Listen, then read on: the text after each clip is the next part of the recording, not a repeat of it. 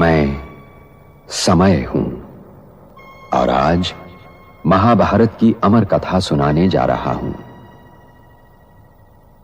यह महाभारत केवल भरत वंश की कोई सीधी सादी युद्ध कथा नहीं है। यह कथा है भारतीय संस्कृति के उतार चढ़ाव की। यह कथा है सत्य और असत्य के महायुद्ध की। यह कथा है अंधेरे से जूझने वाले उजाले की। और यह कथा मेरे सिवा कोई दूसरा सुना भी नहीं सकता, क्योंकि मैंने इस कथा को इतिहास की तरह गुजरते देखा है। इसका हर पात्र मेरा देखा हुआ है। इसकी हर घटना मेरे सामने घटी है। ब्रह्मा बाबा शिव बाबा से भी ऊपर की स्टेज है, बर्फानी बाबा। आज हम आपको बताते हैं कि शिव बाबा और ब्रह्मा बाबा से भी ऊपर कोई शक्ति है। दरअसल ये शक्ति कोई अलग से नहीं है, वरन अंतिम स्टेज की बात है। ब्रह्मा बाबा माध्यम है और प्रत्यक्ष है। शिव की जब उसमें चेतना आई तो वो शिव बाबा का ज्ञान स्वरूप हो गया। यज्ञ यहीं समाप्त नहीं हो जाता, ना ही कार्य संपन्न हुआ। पूरा यज्ञ यहीं ठिठका हुआ है। लक्ष्य ही इतना था इनका। तमाम आभूषणों, मान मर्यादाओं, शानो शौकत धारणाओं से भरा जीवन जीकर ये अगले जन्म में कृष्ण और लक्ष्मी नारायण का लक्ष्य लेकर शरीर छोड़ते जा रहे हैं। लेकिन जिनको ये मालूम है कि अमरनाथ यात्रा अभी बाकी है, वो अथक हैं। उनको अपनी अंतिम स्टेज पानी है, यानी बर्फानी बाबा की। इसे सब धामों से बड़ा धाम माना जाता है। आइए आत्मिक दृष्टि से इसका उत्तर गहराई में जाकर समझते हैं। शिव बाबा, ब्रह्मा बाबा और बर्फानी बाबा अंतर स्तर का है।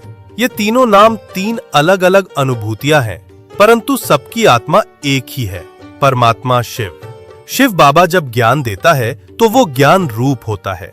ब्रह्मा बाबा जब माध्यम बनता है तो वो व्यवहारिक रूप होता है। परंतु बर्फानी बाबा कोई व्यवहार नहीं करता, वो केवल स्थित है। वो बोलता नहीं, वो दिखता नहीं। ना साक्षी कभी दिखी, ना सार कभी दिखा।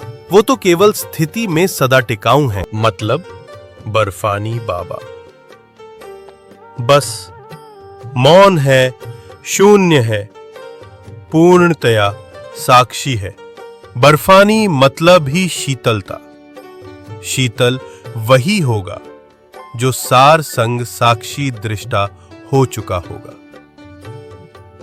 इसलिए आत्मिक दृष्टि से बर्फानी बाबा शिव की परिपक्वतम अवस्था है, संपूर्ण निराकार, जिसके लिए कहा गया है, न मेरे पास अपनी देह है, न कोई वाचा, न मैं कुछ करता हूं।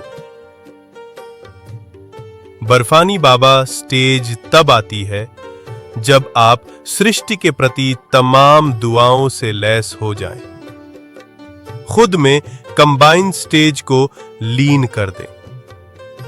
तब जब आत्मा न सवाल पूछती है, न उत्तर खोजती है, न चमत्कार चाहती है, बस मौन में खो जाती है। वहीं मिलते हैं बर्फानी बाबा, जहां न द्वैत है न संवाद, सिर्फ शांति की ठंडी सांस है।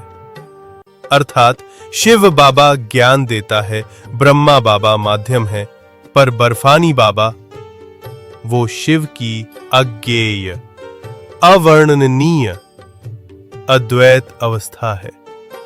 वो नाम नहीं है, स्थितियां हैं। और ये स्थिति हर आत्मा के भीतर जग सकती है, अगर वो पूर्ण मौन में उतर जाए। मैं ही दुर्योधन हूं, मैं ही अर्जुन और मैं ही कुरुक्षेत्र। क्योंकि महाभारत बनते बिगड़ते रिश्तों और रिश्तों के आधार और जीवन सागर को मथकर जीवन के तत्व और सत्य का अमृत काढ़ने की कहानी भी है। और ये लड़ाई हर युग को अपने अपने कुरुक्षेत्र में लड़नी पड़ती है, क्योंकि हर युग के सत्य को वर्तमान असत्य से जूझना पड़ता है। और जब तक मैं हूं, ये महायुद्ध चलता रहेगा और मेरा कोई अंत नहीं। मैं अनंत हूं। इसीलिए यह आवश्यक है कि हर वर्तमान इस कहानी को सुने और गुने, ताकि वो भविष्य के लिए तैयार हो सके।